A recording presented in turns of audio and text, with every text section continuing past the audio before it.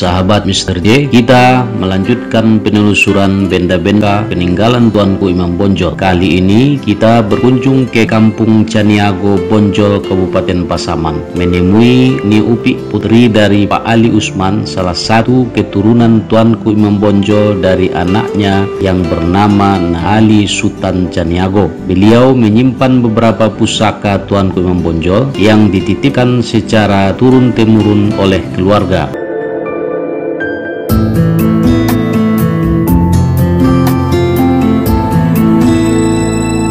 Apa saja peninggalan Tuanku Imam Bonjol yang masih ibu simpan? Al-Quran, tulisan tangan istri Tuan Imam Bonjol, medali anaknya pengangkatan gelar pertama kan. Oh.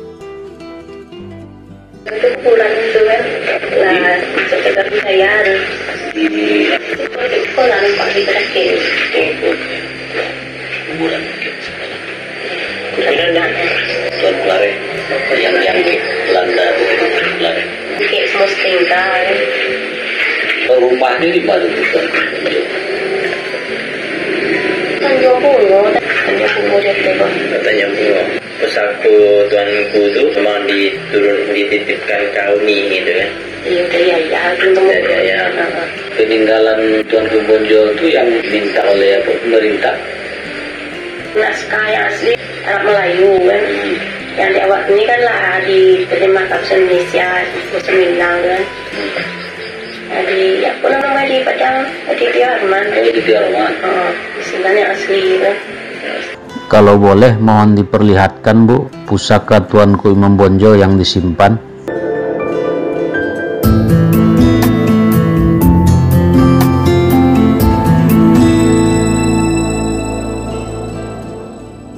Istri Tuanku Bonjol Balu Name. Ini Al-Quran tulisan tangan oleh istri Tuanku Imam Bonjol bernama Ibu Baluname. Tulisannya begitu rapi, bagus, bahkan kalau kita lihat sepintas lalu sulit dipercaya bahwa ini adalah tulisan tangan. Antara Al-Quran tulisan tangan ini dengan Al-Quran yang ada di kita lihat sehari-hari adalah pada tanda ayat. Ujung tanda ayat hanya bulat dan merah, tidak dicantumkan nomor ayat.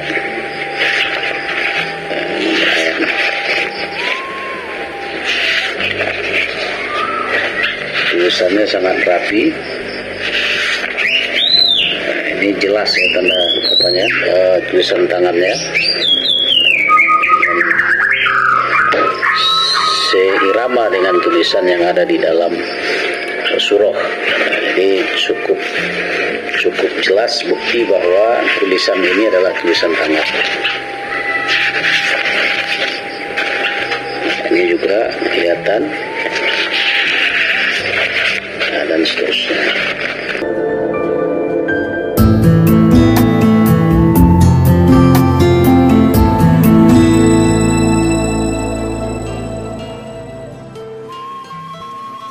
Ini adalah stengka atau yang biasa juga disebut dengan meriam tangan.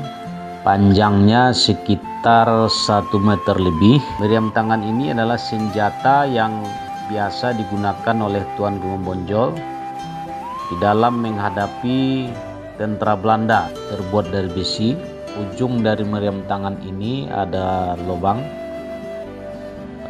Kemungkinan ini adalah tempat mesiu.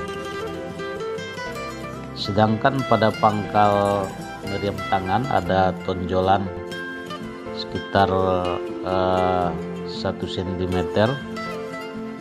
dilobangi tetapi tidak tembus.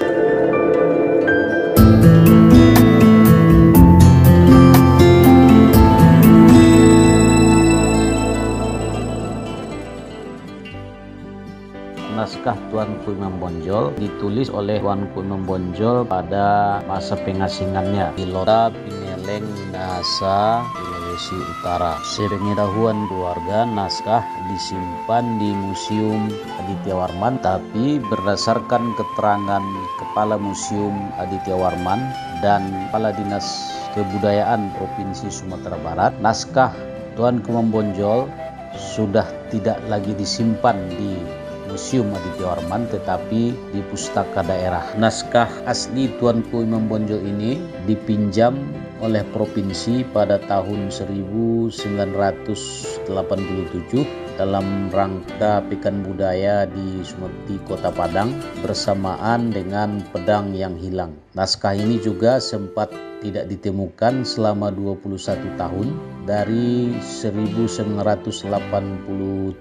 sampai 2014, tepatnya ketika ada gempa di Kota Padang, kemudian terjadi rehab atau perbaikan kantor gubernur. Naskah ini ditemukan oleh salah satu tukang yang bekerja untuk membangun kantor gubernur Sumatera Barat. Tukang yang sangat berjasa ini menyerahkan kepada pihak pemerintah daerah. Sejak itulah naskah Tuanku Imam Bonjol ini kembali disimpan dan diamankan oleh pemerintah daerah. Apa saja yang dibahas oleh Tuanku Imam Bonjol di dalam buku naskahnya ini akan kita bicarakan kemudian. Sekarang kita lagi proses peminjaman naskah asli.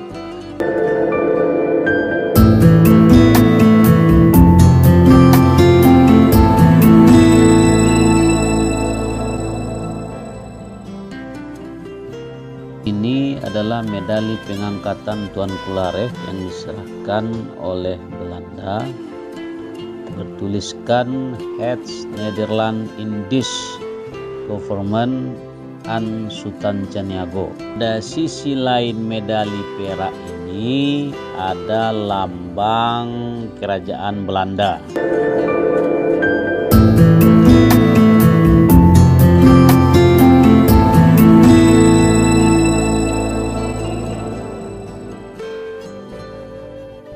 Ini adalah tongkat Tuanku Imam Bonjol yang berfungsi sekaligus sarung pisau atau keris dengan panjang sekitar 1 meter, berat setengah kilogram. Pada beberapa titik dari tongkat Tuanku Imam Bonjol ini sudah mengalami kerusakan karena termakan oleh usia. Dua sisi mata pisau Tuanku Imam Bonjol ini sama tajam.